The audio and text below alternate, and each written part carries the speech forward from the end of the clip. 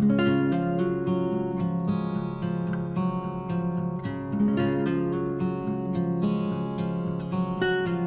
evening, and a very warm welcome to all of you, those who are here in person at CTU and those joining us remotely. I'm Sister Barbara Reed, President of Catholic Theological Union, and it is my very great pleasure to welcome you to this evening's program on discerning about women and the diaconal vocation. If you're new to CTU, allow me to describe briefly who we are. Catholic Theological Union was formed in 1968 when three men's communities, the Passionists, Franciscans, and Servites, joined efforts to respond to the call to rethink seminary vocation in the wake of Vatican II, so that CTU was founded in this urban context close to the University of Chicago and other schools of theology, where we could easily engage in ecumenical, intercultural, and interreligious exchanges. Today, men religious from 23 communities that are the corporate owners of the school make up 40% of our student body. Another 20% of our students are women religious, and 40% are lay women and lay men, preparing for a great variety of ministries in the church. Our mission is to prepare effective leaders for the church, ready to witness to Christ's good news of justice, love, and peace.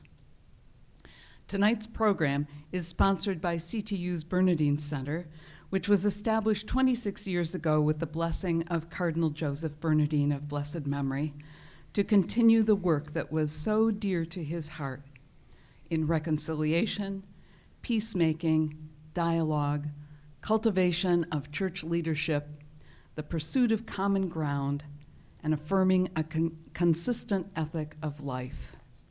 You can see how tonight's program fits into his priorities. So I now invite Steve Millies, the director of the Bernardin Center, to introduce to you our distinguished speakers.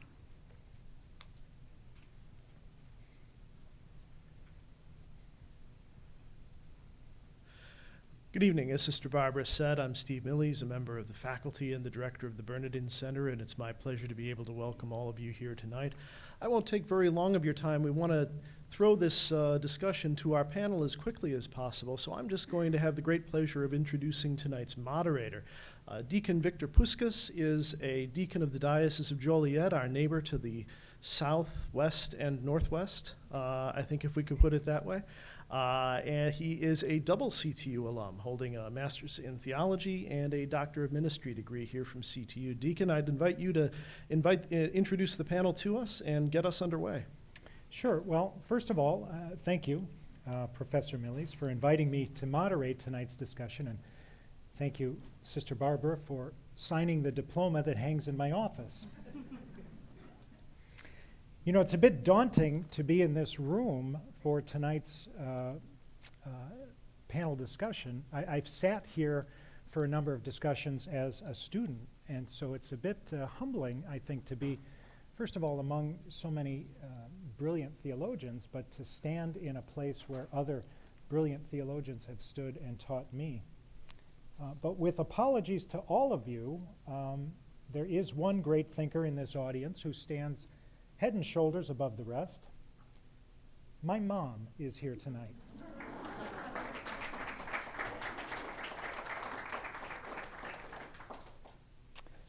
So let's get into it. The Second Vatican Council taught us that deacons are ordained not to the priesthood but to the ministry. And it restored the diaconate as a proper and permanent rank of the hierarchy. Now, despite this clear distinction between the ministries of bishop and priest on the one hand, and the ministry of the diaconate on the other hand, holy orders remains a single sacrament.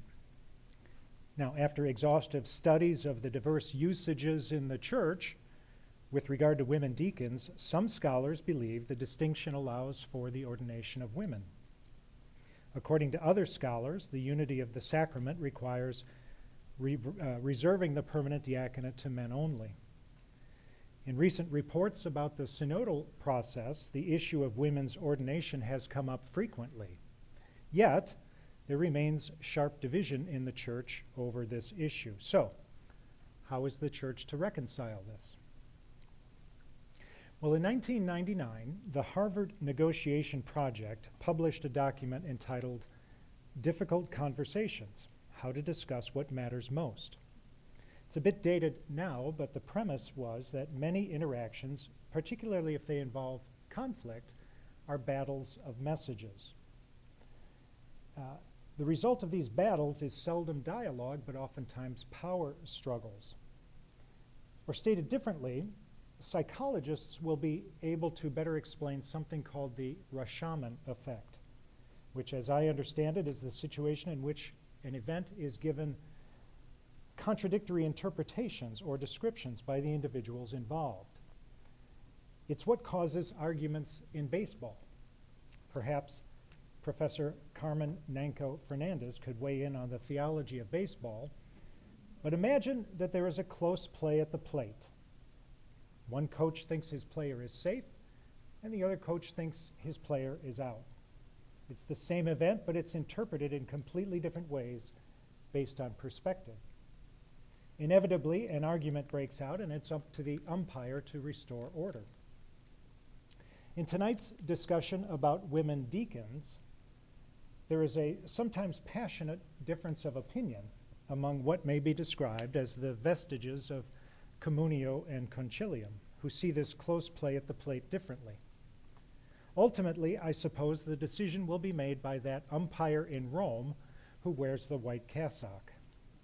But it seems to me the most appropriate path forward is to first of all listen to each other and acknowledge and honor those differing opinions for what they are: a passionate expression of love for Jesus Christ and the church, and an attempt, however feeble, to comprehend and serve God. But enough preliminaries. In tonight's panel discussion, I'd first like to introduce our guest from Hofstra University, Dr. Phyllis Zagano, who is an internationally acclaimed Catholic scholar and lecturer on contemporary spirituality and women's issues in the church, and who has been described as a global leader in the conversation about women in the diaconate. Next is Sister Chioma Ahanihu. Did I do that well? Okay. She's the director of the Center for the Study of Consecrated Life at Catholic Theological Union. And next to her is Bernadette Raspante. Did I get that right? Okay. A fellow CTU alum who is a theology faculty member at DePaul College Prep and adjunct faculty at DePaul University and Calumet College of St. Joseph. She is also affiliated with the Women's Ordination Conference. All right, so in order to get us started, let me ask a kind of an easy question that maybe all of you could respond to. Based on tradition, in light of the church's, I guess, history and tradition, what do you understand the permanent diaconate to be?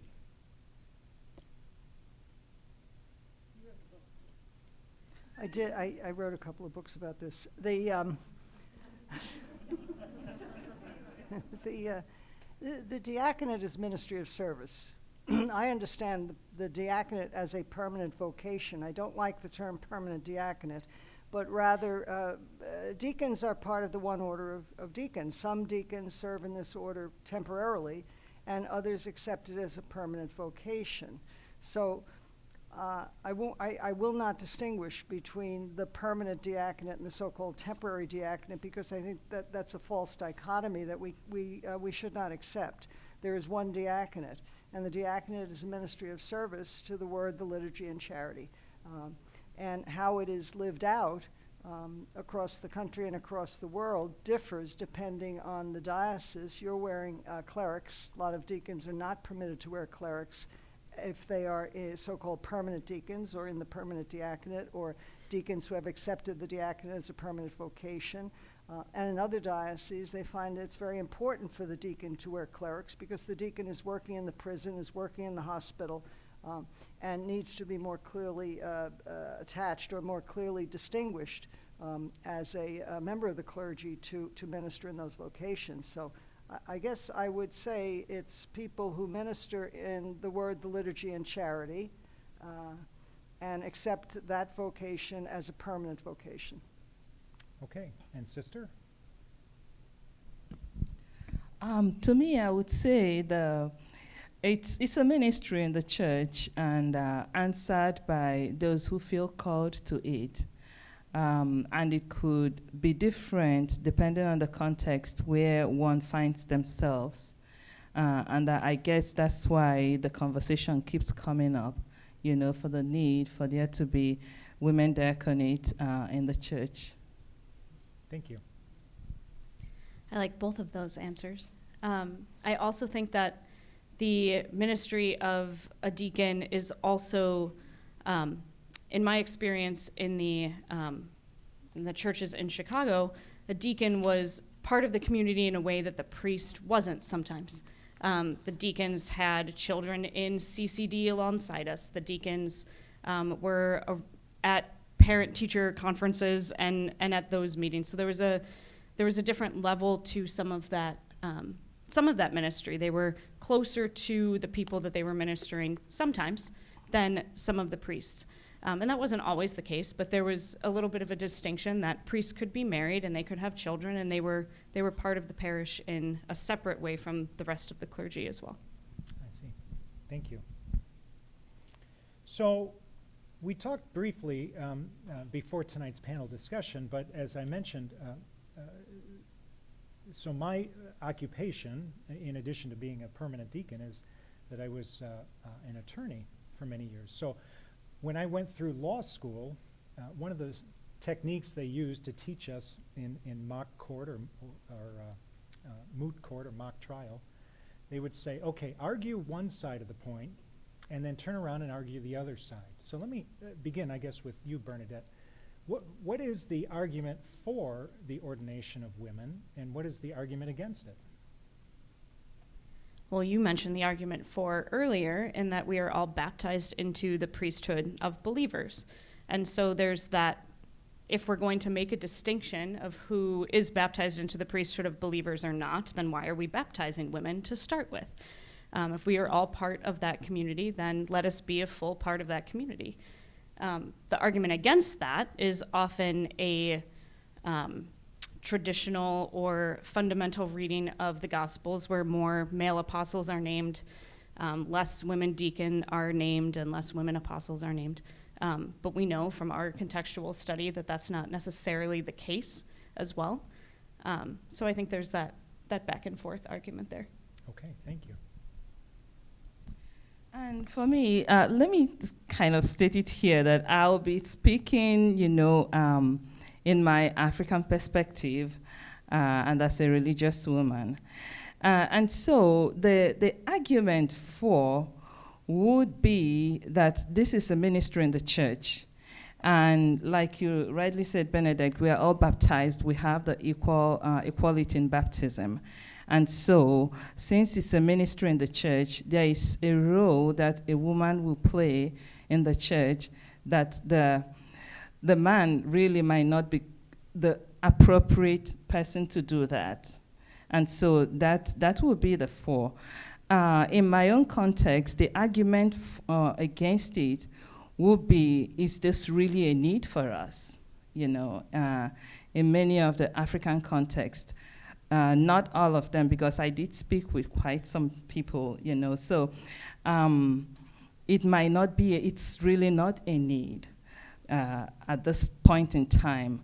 Perhaps maybe in the future, when there is a dearth of priesthood or priests that will, be in that ministry. Yeah. Okay, thank you. Well, you mentioned you didn't mention Lumen Gentium 9, but the priesthood of all believers is there, but the diaconate is not the priesthood, and that's the first mistake I'll do with the opposing team. And the argument is the unicity of order, that because you cannot ordain a woman a priest, and we have two documents, 1976, 1994, Ordinatio Sacerdotalis, we must hold this definitively. because you cannot ordain a woman a priest, you cannot ordain a woman as a deacon. However, in 2009, with the document Omnium in Mentum, Pope Benedict XVI said basically the diaconate is not the priesthood. These are separate orders. He is echoing what is taught in the Catechism, that the diaconate and the priesthood are second orders. So the first argument against is the unicity of order, which is a throwback to the Cursus Honorum, where you could not be ordained a deacon unless you were going to become ordained a priest. And that's around the time that the diaconate was died out, and certainly the female diaconate died out because the diaconate had become mostly ceremonial, and by that time it was scandalous to have women near the altar. The only evidence I have in the Latin Church of women ordained later than that is in Lucca in Italy. Bishop Ottoni did not get the memo, so he ordained women as deacons up until the middle of the 12th century. The other argument against ordaining women as deacons, and I was told this in person by a official of the Congregation for the Doctrine of the Faith, is that women cannot image Christ. And so I said, watch me. So I said, you're mistaking the risen Lord Jesus with the risen Lord with Jesus, the male. And so those are the two arguments against restoring women to the ordained diaconate, which we know they were members of for at least 12 centuries, or from the time ordination began until the 12th century. And I think that they are arguments that perdure, that a woman cannot be in persona Christi servi, even in persona Christi servi, and because a woman cannot be in persona Christi capitis ecclesiae. And that's a collapsing that happened really starting around the Second Vatican Council, because before that, deacons were in nomine ecclesiae. Deacons worked on behalf of the church, on behalf of the church. So it's basically the argument against our women cannot image Christ, which I happen to think is heretical, and the unicity of order. Those are the two big arguments. Well, okay, but it's, as I understand it anyway, and help me with this, it's a bit of a nuanced argument, I guess, or what they call that iconic argument. In other words, if it is true, if it is historically accurate that maleness was constitutive of Jesus, and historically so, and then if Jesus picked 12 men whom we now call apostles, and if when Judas went his separate way, they had an opportunity to pick another person, and they picked another man, and then later on in Acts they say, well, those 12 men picked 7 other men to be deacons. There is something there, at least in Revelation, or at least scripturally, that might suggest that maleness is also constitutive of whatever it is that was attempted to be the church after Jesus left. How do you respond to that? Well, at the Last Supper, the men got their names in the paper. I mean, that's clear. But this is not about the priesthood. And the only person in Scripture who has the job title deacon, not deaconess, is Phoebe. No one else is called deacon. And there is contention about Acts 16. So, such as you present, that the 7 were representative because the perfect number, but there's no guarantee. Obviously, the situation that is described would be a situation where people are trying to negotiate problems between Hebrew-speaking and Greek-speaking people who aren't getting their share. But because throughout history, as the ceremonies of ordination were codified and grew, we know that there are ceremonies for the ordination of women as deacons. We know that the bishop that it took place in the sanctuary in the presence of the other clergy during the Mass, with the laying on of hands, with the invocation of the Holy Spirit, that the bishop put the stole on the woman and he called her a deacon. If she wasn't going to be a deacon, he would have called her something else. It makes no sense. to have an ordination ceremony which is identical to the ones used for the men deacons, and not say that these women are part of the clergy. And the rules about women deacons certainly indicate that they were part of clergy. So I think that that's wishful thinking of the other team, that that the diaconate is, there's a sign out there that says no girls allowed. I see. And Sister, how would you kind of respond to that? Well, I guess it also goes back to, at the point where that was eliminated, Phyllis, where women used to be deacon in the church historically, and then that role was eliminated from the church. And of course, the argument will be what you said, Jesus picked the 12 apostles. And in fact, somebody I was speaking with, that was what he told me, Jesus could not have been wrong to have done that. He knows why he did that. He picked the 12 apostles, and they were all men, and the others were all men also. So there is a reason why Jesus did that, and then that's the order we need to follow. But in the future, if there is need to bring back that history, then it can be assessed. I do understand, in this part of the world, that's something that is being considered and looked at and all that, but the conversation back home is that, we don't see that as a need. That's not even something we're discussing at this time. There's no need for women deacons? Deacons, yes, that we have a lot of people, vocation, there is great vocation to the priesthood. We don't even have the permanent deacon, role. I can only remember one permanent deacon in a diocese in Nigeria, and he's dead a long time ago, and he was made a permanent deacon by some religious congregation that was bishop in that diocese years ago.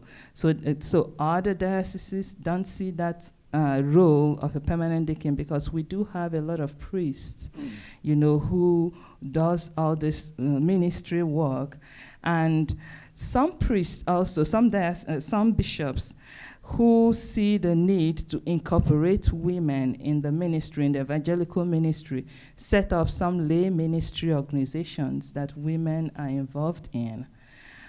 So that's their response to that, but they don't see any need to have, permanent deacon role or women deacon ordination. I have to say that, in part of my research, I did read some part of the South African synodal report, and they were calling for this. And that's why I said that each context is different, because in South Africa, there could be a dearth of priesthood or people going into vocation to the priesthood. While, I understand the permanent deacon role is not equal to the priesthood, but somehow that is how it's been looked at, that the priest can do all this work, yeah. Thank you. And Bernadette, any thoughts on that iconic argument or anything else? Yeah, I think since we're at CTU, as a student of John Polakowski, the incarnation is the important part of Jesus being human. And Jesus became human, and he happened to be a man, right? It's not Christ's manhood, it's Christ's humanness that is important for us. Christ was born of a woman in a very natural way and lived his life as a human and died a very painful human death. And that's the important part that we can all connect to, not necessarily the maleness of Christ. In fact, when you go through Scripture, there's not much about Jesus' masculinity or maleness at all, besides the pronoun to refer to him as he. So when we're looking at that, can women hold these roles that men have held because Jesus held them and he was a man, that argument seems very short-sighted to me. Thank you. All right. Dr. Zagano, you wrote an article for Pastoral Review on installed lectors and acolytes vis-a-vis women deacons. Despite Pope Francis's 2021 apostolic letter, Spiritus Domini, it seems to some that there is resistance and no perceived need in the U.S. to installing women in the office of acolyte and or lector. These formerly minor orders are still observed in diaconate and seminary formations.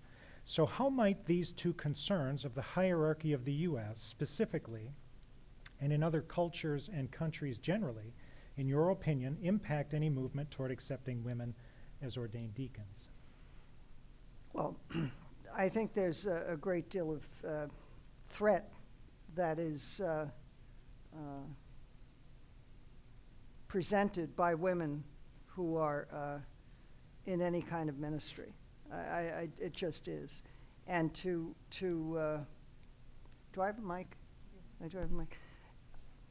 In terms of the lectorate and the acolyte in Spiritus Domini, I think what he is doing, these are two lay ministries that must be lived and practiced by candidates for the diaconate. You know, when in 1972 the cursus honorum was suppressed and the practice of tonsure and then porter, lector, exorcist, acolyte, subdeacon were suppressed into these two lay ministries. The lay ministries then simply became installed ministries that seminarians lived in most places.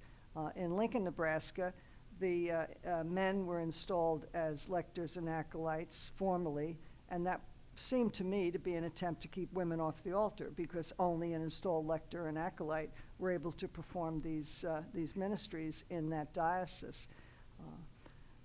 But whether there is resistance to restoring those lay ministries in the United States more broadly, and the new lay ministry of catechists, I can tell you that from my experience discussing these things with bishops around the world, there is need for these ministries in other poorer nations. And I think specifically of conversations I had with the bishops of Cambodia and Thailand when they were in Rome for their ad limina meeting. And they said, we couldn't care whether the deacons we have are male or female. We don't have the educated population to make them deacons. And this was before the document that will allow women to be lectors and acolytes. But I think to think of it, the Holy Father is thinking of ministry, particularly ministry around the altar, more in a communal sense than in the pyramidal sense. So that, you know, as James Joyce said, not about the synod, but I would say also about the liturgy, here comes everybody. And I think that's healthy, and I think that's good. So if the United States bishops are resistant to installing women in the lectorate and as acolytes, I can remember the second draft of the bishop's letter on women, which went through 4 drafts written by Bishop Imish of Joliet. The second draft talked about installing women as deacons. So the discussion goes back a long time, not only about lectors and acolytes, but also the question of installing and what's an ordained ministry and what's a lay ministry. So if when it rolls out, it'll roll out the same way that the diaconate rolled out around the world, where an Episcopal conference will decide it will accept deacons or female deacons, and then individual bishops will do what they want. And if they have a need, they have a need. If they don't have a need, they don't have a need. But I would say that a bishop who already has male deacons and will not incorporate female deacons would have problems after that. And I know that from discussions in Ireland and also in Ghana, Africa, that they would welcome women deacons. From ministry to women. That's all we're talking about. Now, Sister, you mentioned sort of the cultural differences and things like that, but in Africa, isn't it true that catechists are held in high esteem in the church? Yes, Okay. you're absolutely right. Yes. So catechists, lectors, acolytes, is that something that your culture embraces? Yes, exactly. And you know, Phyllis, as you were responding to that, I was thinking of the education, you know, that is needed for women to be part of that ministry. You know, the theology needed. It's recent, maybe in the last 20, 30 years, that there have been more women going into theological education Catechists actually, they are involved in the ministry of the church, but many catechists are also not trained as the men going into the priesthood. The catechists get some training to be catechists, and some of those roles sometimes are, voluntary roles. There is a need for a catechist. This man, he has had some relationship with the priest and all that. The priest educates him, and then he becomes the catechist, and he learns on the job. Some others go through some catechist training to be more effective in the church. Yes, you're right. Yeah.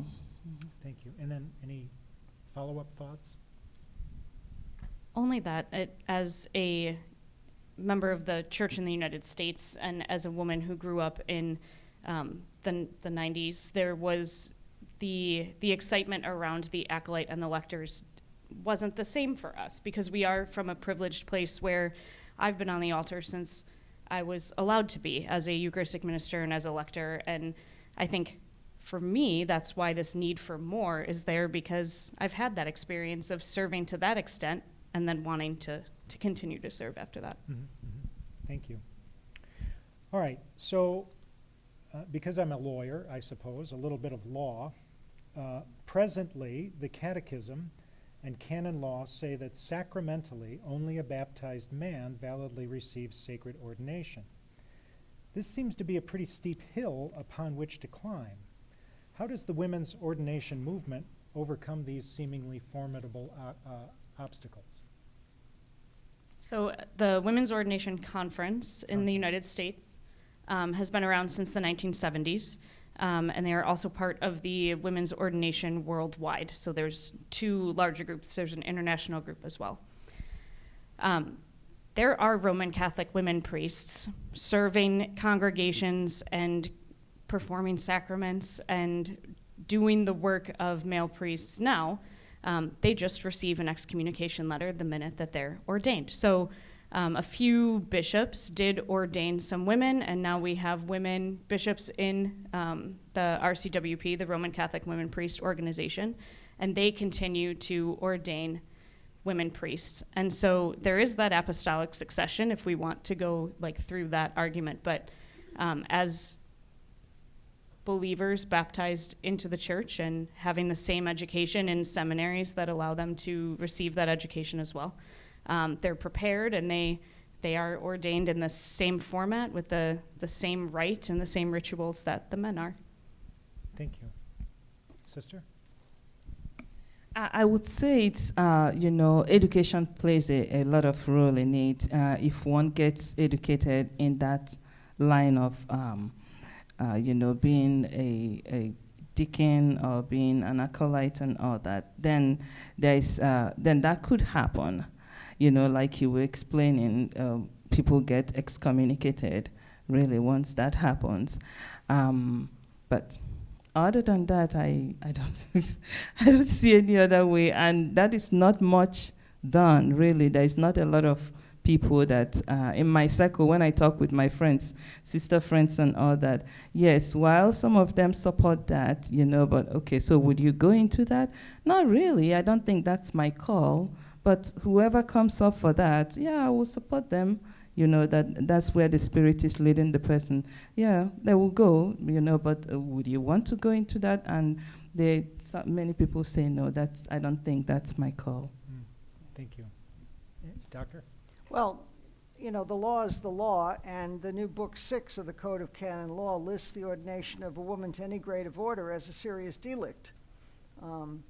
And in the press conference, when the bishop cardinal, who was presenting the book 6, was asked specifically about women in the diaconate, ordained to the diaconate, he simply said, well, if the teaching changes, the law changes.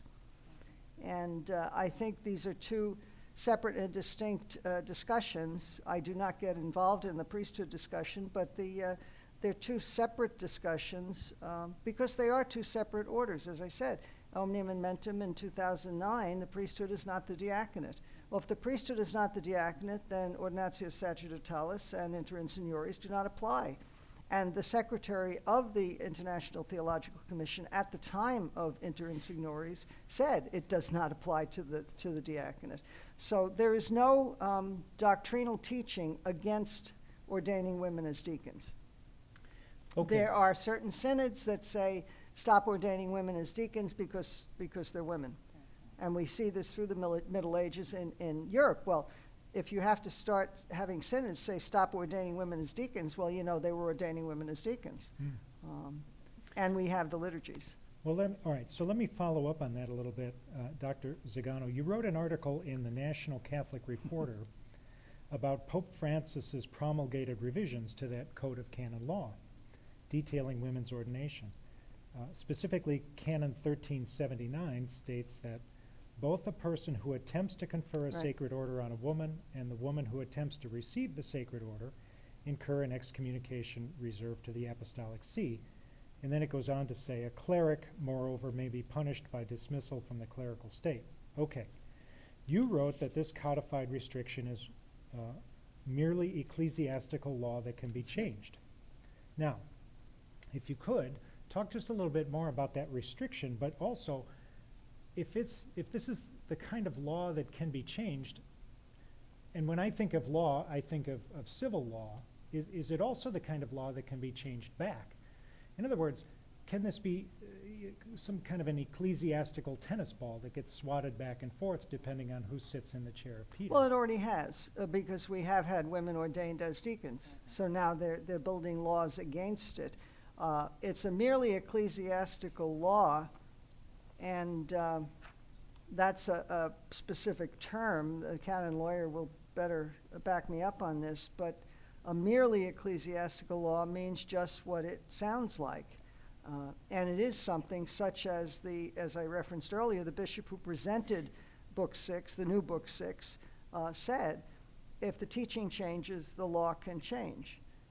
And the law can change because the law simply reflects practice and doctrine, and there is no doctrine against women deacons.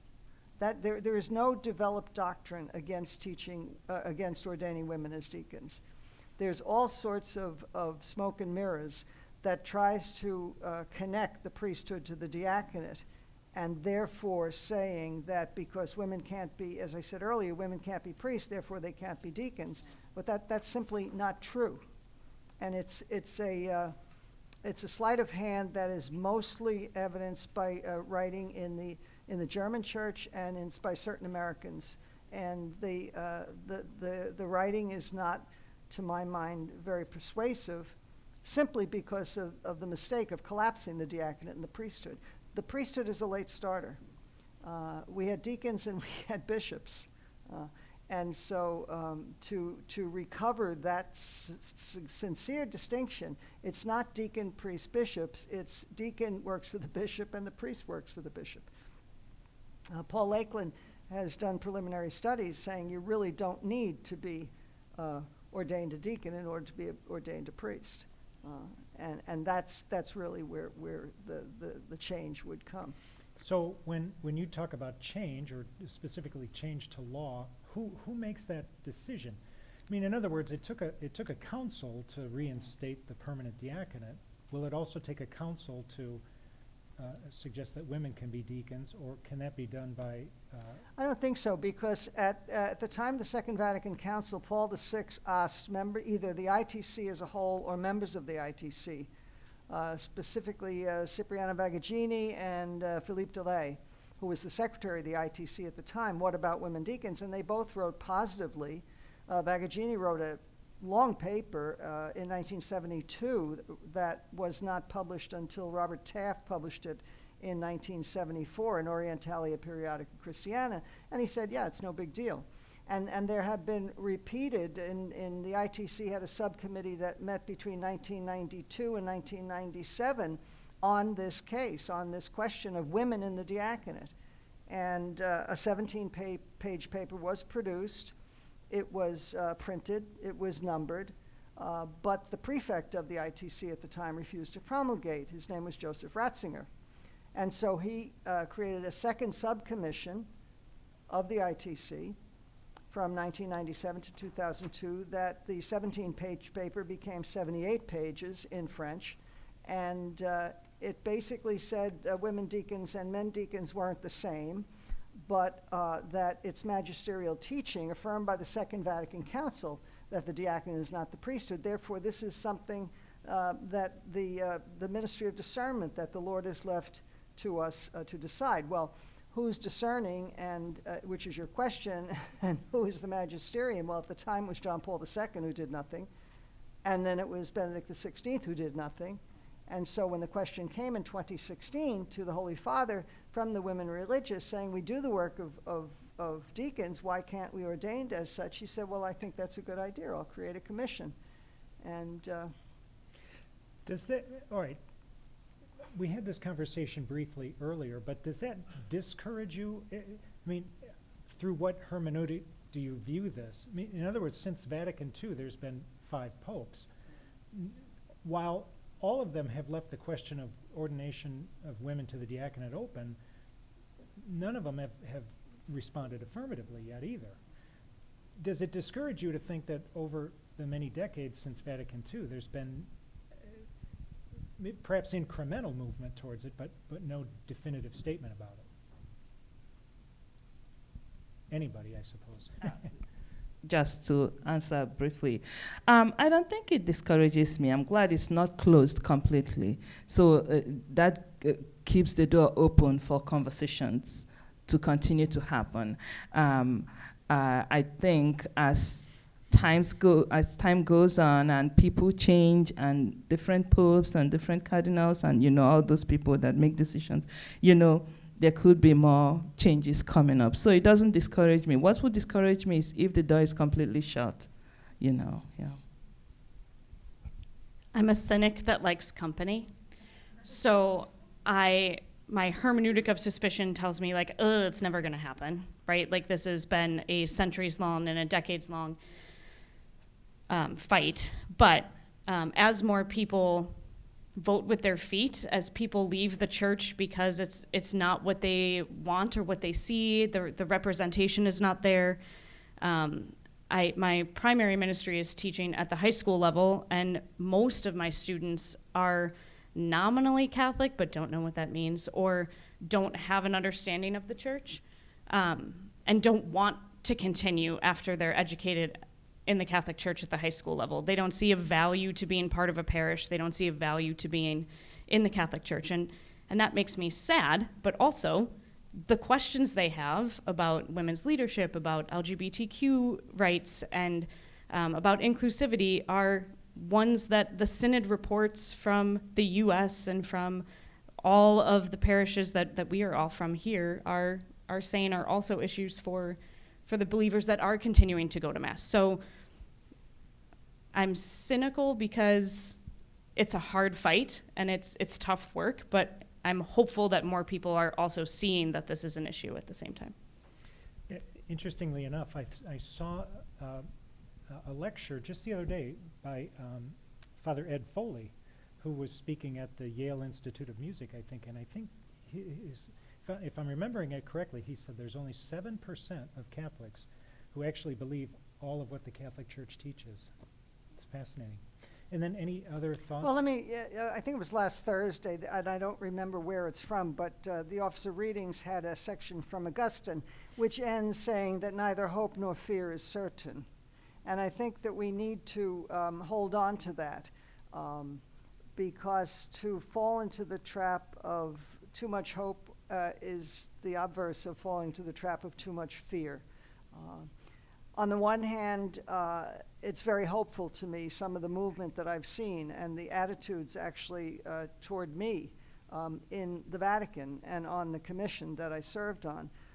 But there's also the fear, which is repeated with many people who are discouraged, who say, well, they're just kicking the can down the road. And a long time ago, the highest placed woman in the Vatican, Sister Marjorie Keenan, who was in the Pontifical Council for Justice and Peace, said they can't say no, they just don't want to say yes. So they need to be to understand, they, meaning he, that if you don't say yes, you're not going to have anybody to say yes to. It's as simple as that. Well, let's talk about that for just a minute. You brought up the women in the Vatican. So in July of 2022, Pope Francis appointed 3 women to the Vatican's dicastery for bishops.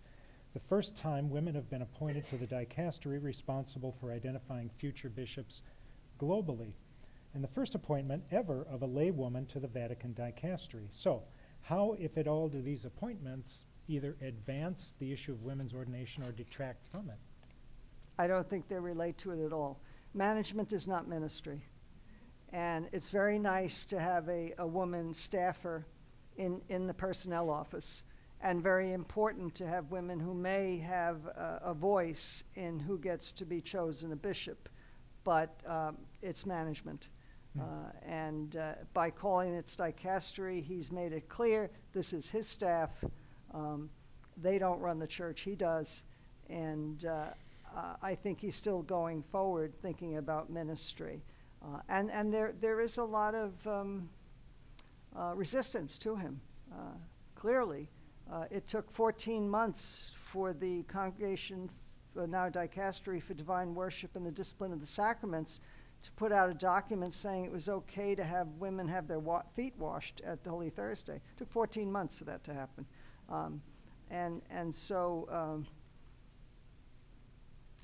And I know that there's a lot of resistance to some of the documents he tries to get through. That's why the document on the reform of the Curia, Preach the Gospel, came out only in Italian on the 19th March of this year, because he said it's being published now, you know, and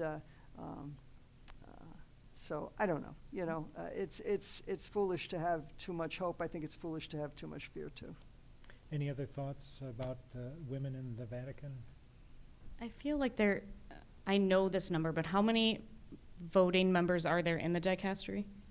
I don't know the answer to that. It varies. They vary from one to another, and being a member of the dicastery is not being a staffer, so that there's a difference there. But just having them, they're usually cardinals and bishops, so it's okay to have women there. I approve of the women there. I'm just wondering what that percentage of that vote might be. I don't think that matters. I know that on the Council for the Economy, a cardinal who was a member said that when the president, who is a cardinal, is not there, a woman runs the meeting, and she's better than so, you know. You know, I was going to say, I think that's a good idea. That's a good thing, you know, at least it's a foot in the door, and gradually it will keep moving in, you know. Will everything change just like that? I don't think so, but one step at a time, yeah. Well, we talked a little bit about Pope Francis, but let me follow up with another question. On May 7th, 2019, as reported by the Associated Press, Pope Francis spoke to the press aboard the papal plane regarding the Commission on Female Deacons. He said that an international commission of scholars had failed to reach a definitive conclusion about whether women were ordained as deacons in the early Christian church in the same way men were. He went on to say, and I believe this is a quote, "It's fundamental that there is no certainty that there was an ordination with the same formula, with the same goal as male ordination," unquote. How do you reconcile that with what we're talking about this evening? Well, I was very interested in seeing that. Kind of wasn't my experience, but you know, I was in Rome at the time. Josh McElree had the English language question on the plane coming back from Romania, and he texted me and told me what the Holy Father said. And then later, the Holy Father gave what was later described as the history portion of our document to the president of the UISG, Sister Carmen Samud. And in January of the following year, I guess January 20, the new president, Sister Jolanta Kafka, told NCR that it was the history document, so I can talk about that. If I talk much about the commission, I think they put me in the dungeon. So, but what he said when he gave it to the sisters, and I was present in the aula, was here's the little they agreed upon, and that was the history portion. There will never be an agreement of what happened in the 5th century or the 6th century. One of the people who writes against the ordination of women historically is Montymort, but he says at the end of his book that we cannot make a determination based on what we have from history because we don't have all of history. So we don't know. So when people say were women ordained in the past as deacons, I say yes and no. We can't say the same thing happened in every diocese, in every era, all over the world. Some were sacramentally ordained. We have the ceremonies. We have the liturgies. There are 2 Western liturgies in the Vatican Library. I've seen them. Okay, Jean Morin, just about 100 years after the Vatican Council, after the Council of Trent, went through all the liturgies and said that they met the criteria for sacramental ordination according to the criteria of the Council of Trent. Well, if the women deacons were not sacramentally ordained, at least some of them who use these, for whose bishops use these ceremonies, then neither were the men. And if you say a bishop using the ceremony that is considered sacramental when it's used on a man, if you say he doesn't intend to sacramentally ordain a woman, then you're accusing him of something really terrible. Because you're accusing him of using the same ceremony in the same setting and faking it. Or you're saying the Holy Spirit said, I can't do it, it's a girl. So. Sister, any follow-up? Hard to follow up on that, isn't it? All right, well, let's try this one. George Weigel recently wrote an article in the National Catholic Register entitled "The War of Conciliar Succession Continued." In that article, Mr. Weigel posits that Vatican II was not a brawl between stereotypical Catholic traditionalists and Catholic liberals. Rather, he says it was a battle within the ranks of reformist theologians, eventually splitting into the concilium and communio camps. And we talked about this person earlier. At the center of the communio camp was a Bavarian theologian named Joseph Ratzinger. In his 2005 Christmas address to the Roman Curia, Ratzinger sharply criticized those who read the council as a rupture with the Catholic past, or what some call a hermeneutic of continuity. So this is a long lead up to this question. Is divine revelation real and binding over time, or does contemporary experience authorize the Church to change or modify it? And who decides? Does it have to be a universal decision, or can local episcopal conferences change it? Well, I think you're asking whether there can be a development of doctrine.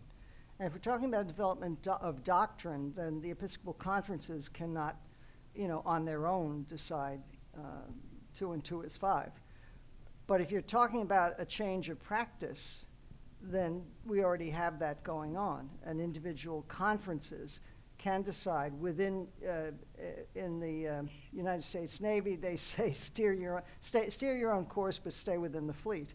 That you have to be in communion with Rome, but your practices can change. And I see this very much in Ireland, which took a long time to bring in the diaconate, and now about half of the dioceses have men ordained permanently as deacons, and another half of the bishops are saying, we're not getting involved because of the women, who don't want another layer put on top of them because of their ministry. So they're waiting for women deacons. So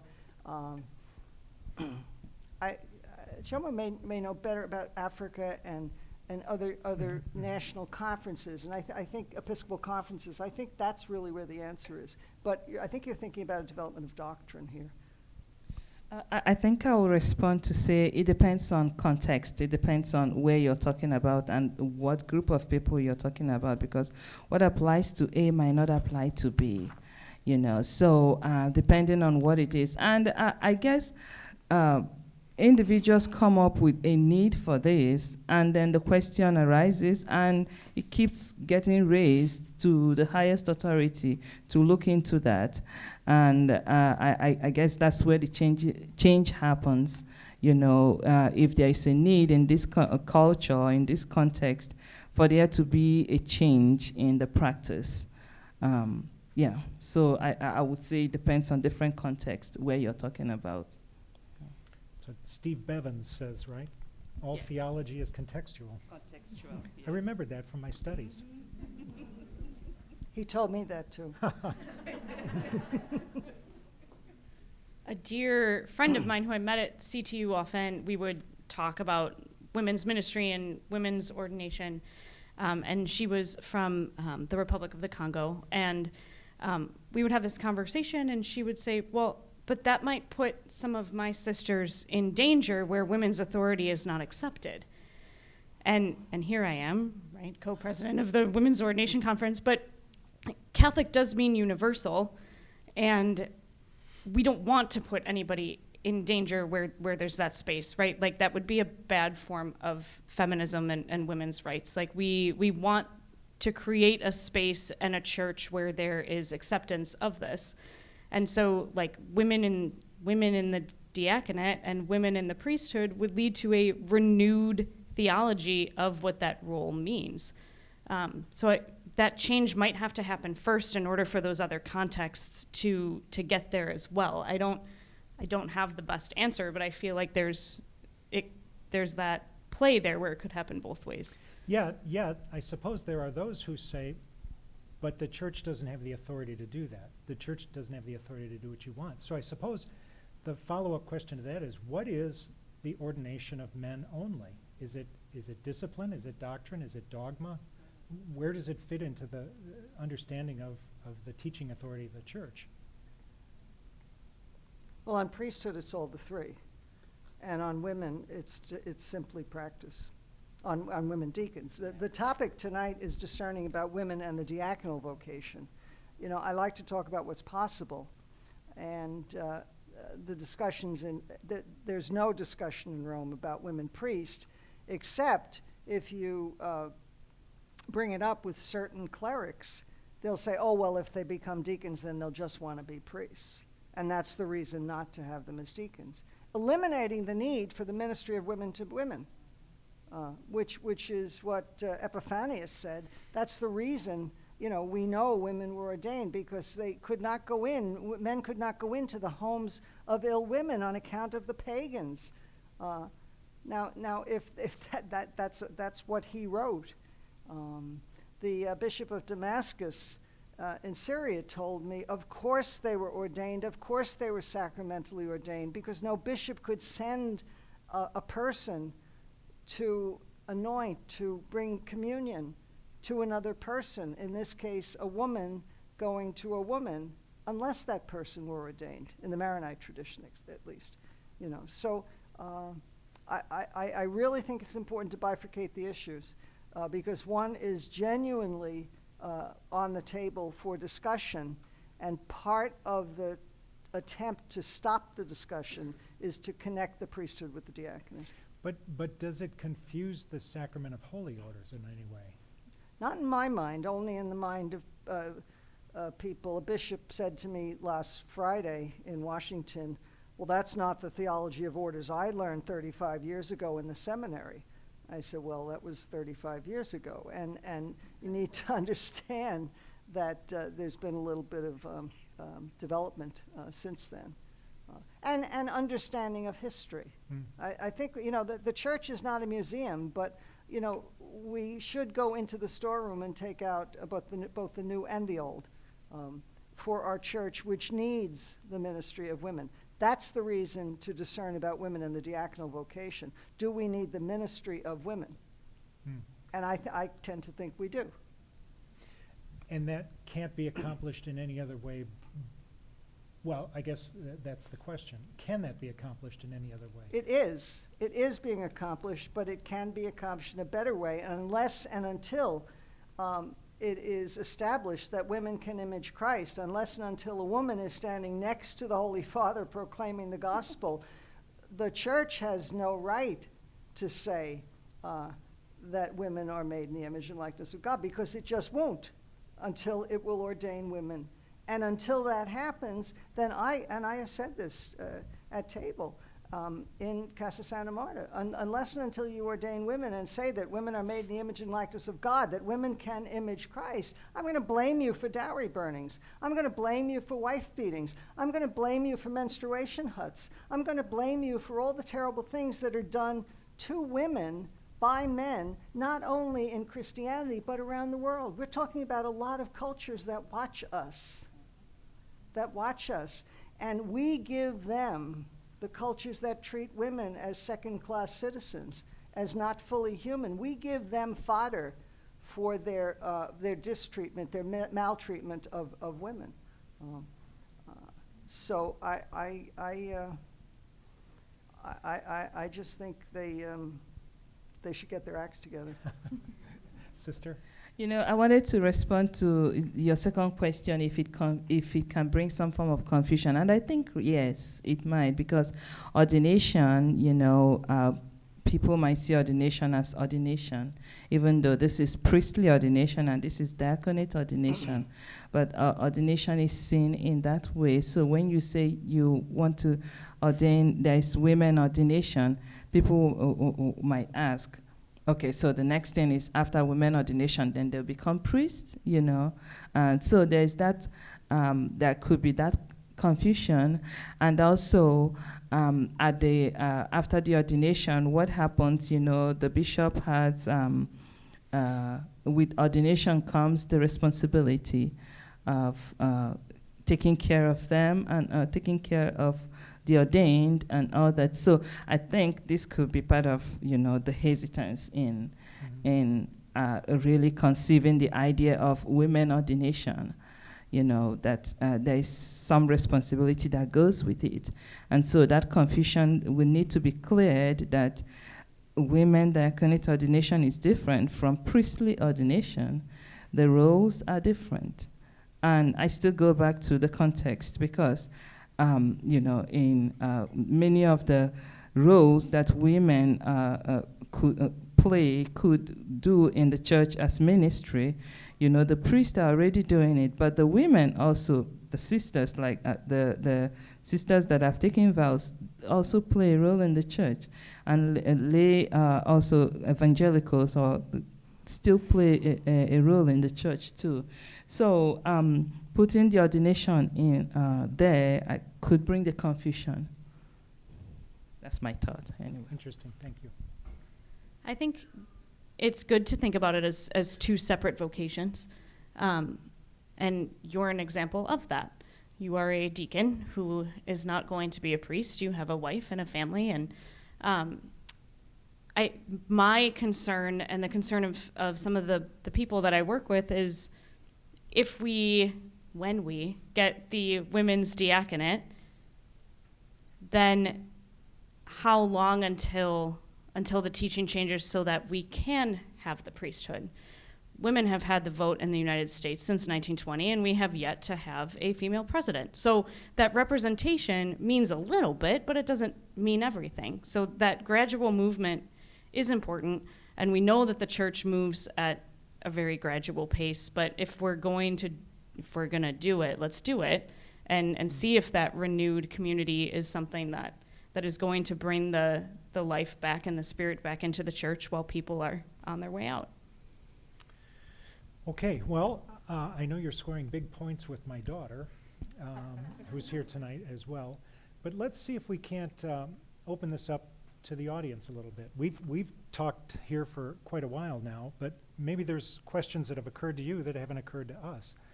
So is there anybody in tonight's conversation, in tonight's audience, that has a question for any of the panelists? I see a hand up already. Oh, wait, hold on just a second. We'll bring you a microphone.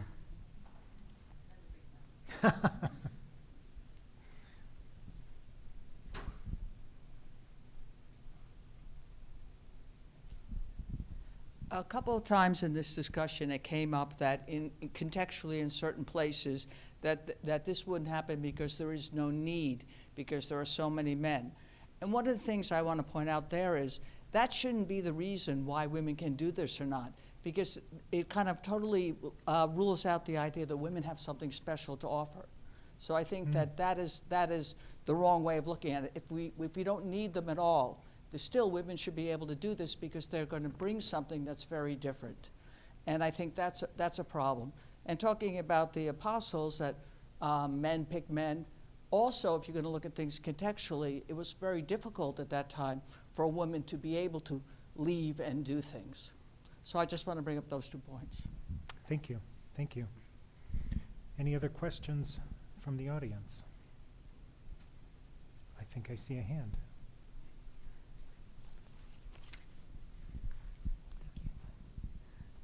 Thank you. I just want to make a point of clarification as a New Testament scholar. Earlier it was mentioned that the apostles, the 12, were all men. There's a real blurring in people's minds between disciples, apostles, and the 12. And it is categorically untrue that there were only 12 men that followed Jesus and that he chose. The New Testament evidence is crystal clear that there were women disciples. In Paul's letter to the Romans in chapter 16, verse 7, he names Junia as notable among the apostles. It's crystal clear that there were women apostles, women disciples. The 12 is another category entirely, and that's most likely to be understood as a symbolic representation of the new Israel as the 12, replicating the 12 tribes. It's Luke who conflates the 12 with the apostles. So I just want to say,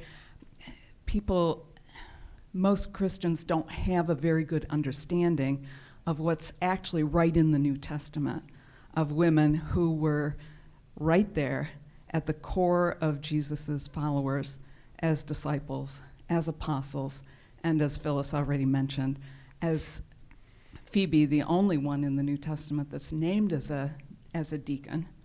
And it's curious, very curious, that the only characters in the Gospels of whom the verb diaconate is used are women. Right. Simon's mother-in-law, Martha, and why am I blanking? I know this by heart. Anyways, but it's only women characters. Oh, well, the women at the cross who were following and diaconating. Right. And Mary Magdalene, Joanna, and Susanna in Luke 8, 1-3, who are diaconating out of their financial ministries. So it's crystal clear that the New Testament evidence would support what we know to be historically true, that women did exercise the ministry of deacon and were then recognized as such in a ministry of deacons. So it's important, I think, for people to have a better understanding of the New Testament evidence and to break apart this strange conflation that most have, that there were only 12 apostles. Thank you. Any other questions? I see another hand over here.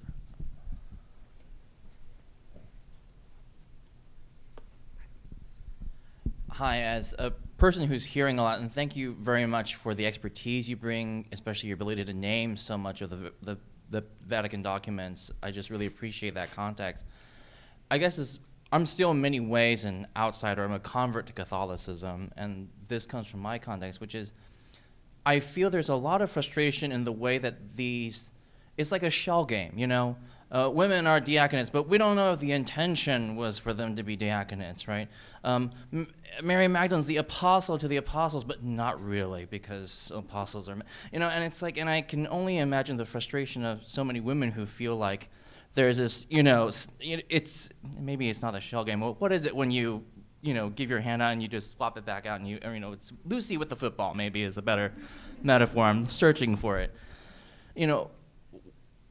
A lot of times when we discuss these things, it kind of devolves into a very technical discussion of language, about intention, especially when we talk about sacramentality.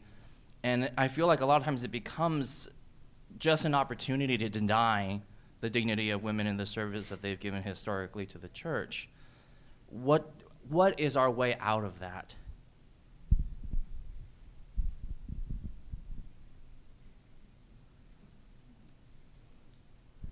The men who hold these positions to treat women like equals, I think would be a great start.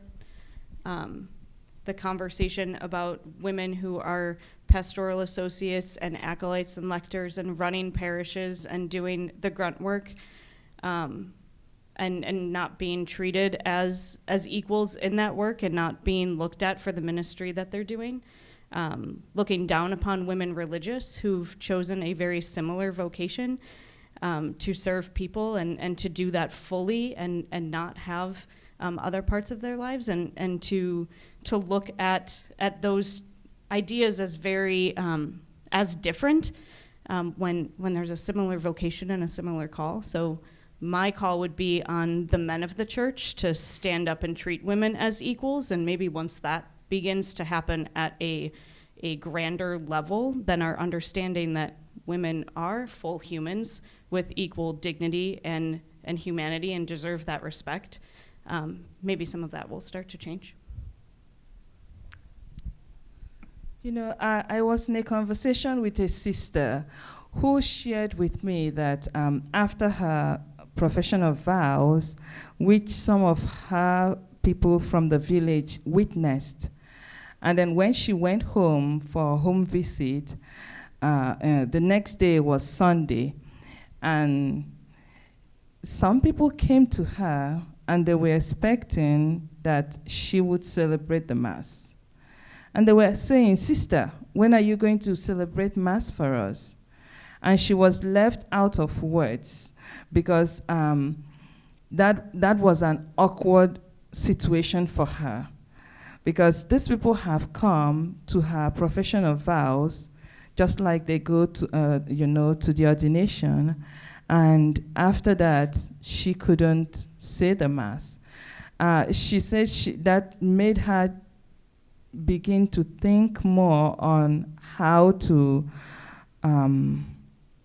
encourage women to play more role in the church, to play more role, to be more pastoral, and to be more involved in the church, It's a very slow pace. It takes a long time. There's a lot of resistance, especially, and this is, I'm thinking back home, especially when you're in urban settings. In rural settings, one can get away with something sometimes. So, but in her role now, she's a university teacher, and she couldn't even be admitted into a Catholic university to teach because of the way they see her think and teach and all that. She teaches in a regular university. And that hurts her because sometimes it's like she could give more to the church, but there is that resistance and hesitancy. So, and that's why, when I responded that I'm glad and the door is open, the conversation will continue. Gradually it will continue. Yeah. Any thoughts, Dr. Zagano? Well, I think the problem is the lack of emotional intelligence on the part of clerics who are unable to deal with females. I mean, it's as simple as that. They don't know how to work with women. So when you talk about adding women to the curia, I think that's a step to see that women are actually competent, capable, and are not temptresses and dirty and stupid and all the things that they were told by the Council of Paris and other councils who really denigrated the fact of being female, And as long as the Holy Father is willing to open up the church so that there are more online and offline conversations between the men and women of the church, the married and unmarried and religious and secular and ordained and not ordained, and mix it all up and have conversations. This is quite to me astonishing what's happening. I sat, for some reason, once when I was in the Holy Father's house, myself and a cardinal ended up having 15 meals together. And I guess because there was nobody else around who was speaking English. And he said, 20 years ago, this would never happen. We got to know each other pretty well. And he said, 10 years ago, this would never happen. And just the fact of being able to have normal human conversations as if you were at an academic conference or in a coffee shop, I think this is the movement forward that the Holy Father is bringing to our church. And it'll take a long, long time. Because the Vatican itself, the 108 acres over there, is very male-dominated. And there's clearly a preference to, when you leave, if you're a guest of the Holy Father and you leave the Holy Father's house, you are saluted by the Swiss Guard if you are a guest of the Holy Father. If you are a cleric, you get a heel click and a salute, if you know that the kind of European heel click and a salute. Those kinds of subtle differences are not so subtle, but they're there. They're there. And I think this papacy is moving us forward about 100 years, so we'll see what happens in the next year or so, particularly as the regional part of the synod comes. We're going to get the regional documents late November, early November. Late October, early November, there are 35 folks down in Frascati trying to write a document to be discussed in the regional. For us in the United States, we are joined with Canada. There's discussion about whether we're going to be joined with Mexico because of being the North American continent. Some people are saying that's silly, but we'll just see how that comes about. But every single document I've read talks about two big problems. One, the problem of clericalism, and secondly, the problem of women. And to solve number two, you need to solve number one. And so we could revert to the problem of emotional intelligence there. It's very, very clear that around the world women are suffering, and those who stay are suffering, and those who leave are just leaving. I'm suddenly very conscious of my clothing. Anyway. Any other questions? I see some hands up over here.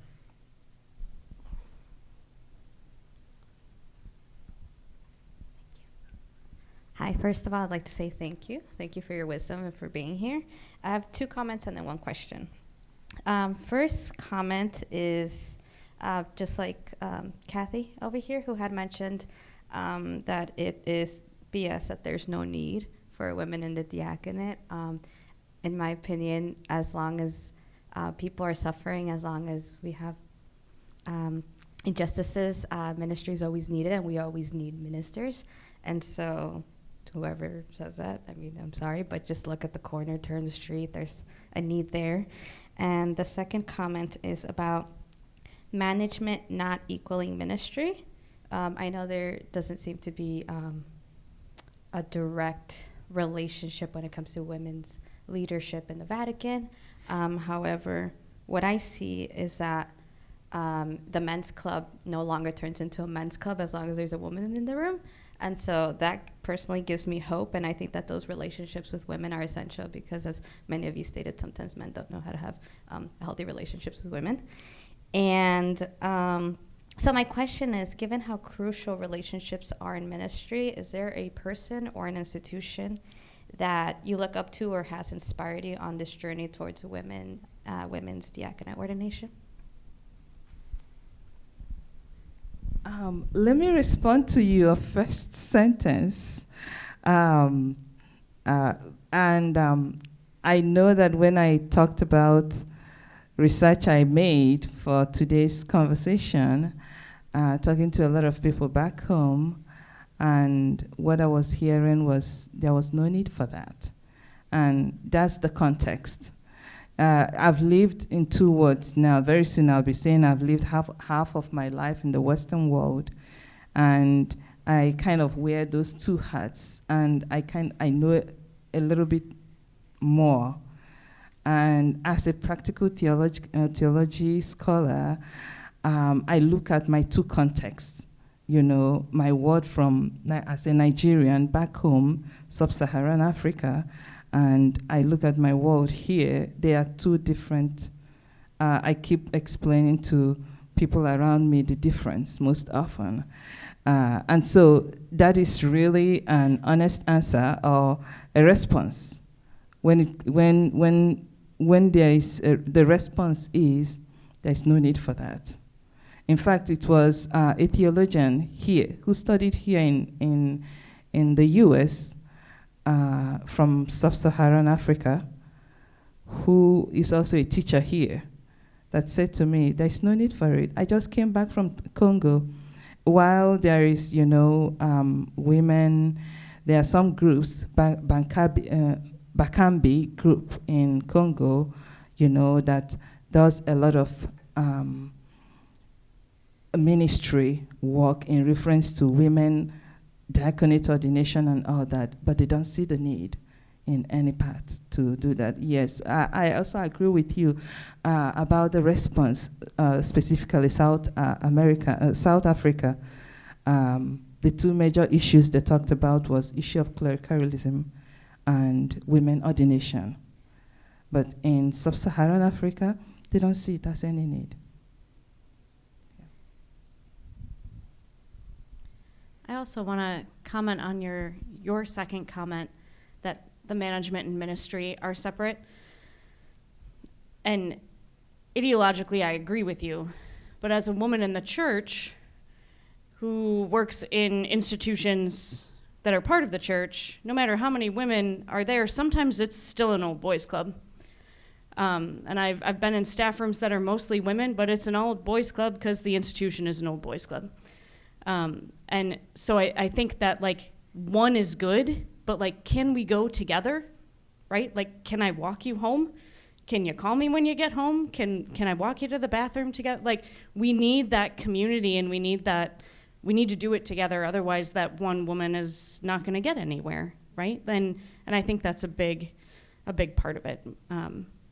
So I just to that comment, it's great, and the representation is important, but it shouldn't stop at representation. It should continue to a place where it's actually making changes and doing something bigger than that. Mm-hmm. And then I forget where your question is.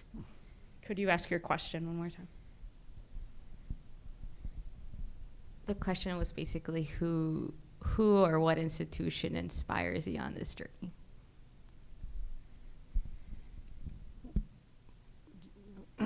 Well, let me go back to what Chioma said here about Congo. I am published in the DRC in French in a journal called Telema, so there is a discussion. And one of the initial arguments any cleric will have against women deacons is there is no need for them, whether there is or there isn't. But as far as he's concerned, there is no need for them because he's a priest. Now, the question, however, was who inspires me? It's only about Jesus. It is only about following Jesus, only about following the Gospels, only about preaching the Gospel, only about living the Gospel, only about bringing the Gospel to the people in whatever condition they are, wherever they are, however they are. So any other inspiration would be only secondary.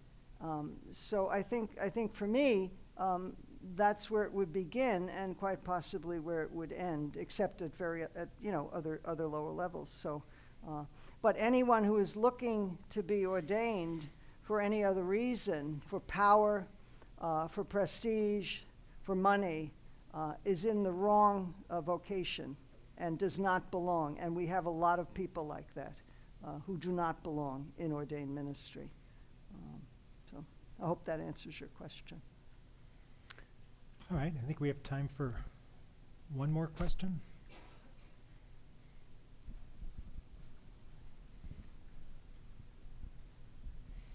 Well, talking about clericalism, obviously that's a huge problem. But even at a more basic level, what about the idea of an inclusive language? So if everyone sees God as a man, it's really hard to see a woman representing God as we consider a priest or deacon does, because they're not a man.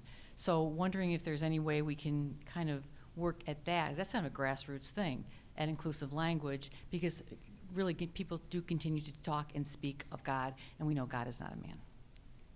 I'm going to toot the Women's Ordination Conference horn here real quick. You can go to our website and download an inclusive lectionary for all the years, and that has inclusive language and inclusive stories and practices that are in there as well. But if it's not hard to change that language, and again, I think that call to the men of the church to do that. You don't have to say he, you could say God. And so men at the altar can make that change. And that people stir when they hear it at first, and then it will become regular, just like all short change, small change, right? But again, I think that's a call to the priests that are here now and the deacons that exist already to use inclusive God images in services already.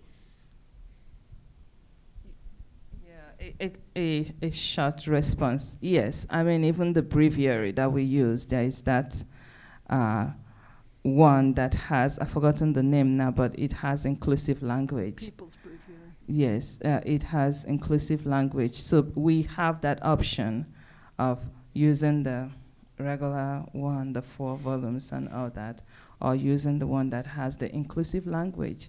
And from my own experience, more people warm up to the inclusive language, yeah. I don't get into liturgy fights past the 12th century. But I will say that I've had the privilege of being translated into many languages, and I just finished going over something, can you believe it, in Croatian, and it was clearly explained to me that there are not gendered nouns in Croatian. And I say this about women deacons, that when a plumber who's a female shows up at your door, you don't call her a plumberess, and but the deaconess has come because, as in Croatian, there's the male and female article that would go before deacon, just as in Greek. Phoebe is called deacon, not deaconess, despite some of the translations you may find.